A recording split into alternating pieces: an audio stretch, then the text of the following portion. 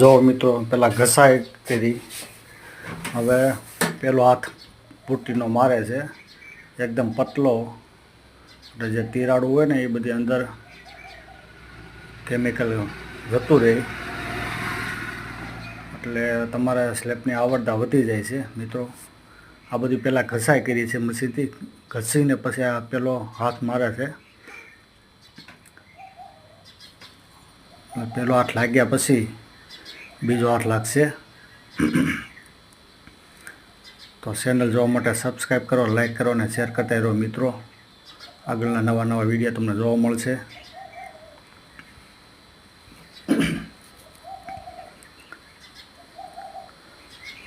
આ હવે બીજો હાથ ચાલુ થઈ ગયો છે, બીજું કોટિંગ લાગે છે પાવર.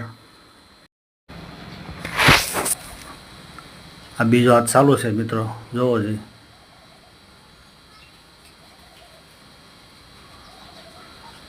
બીજું લેયર, એટલે બીજા લેયરમાં છે ને થોડું ઘાટું મારવાનું હોય. પહેલાં લેયરમાં તો શું છે, થોડુંક પાણી નાખી પતલું રાખવું પડે, એટલે તિરાડું પાણી જાતું એમાં દવા કેમિકલ કરી જાય. જો આ પહેલો હાથ મારે છે એનું છે, એટલું બાકી છે પહેલો હાથ મારવાનું.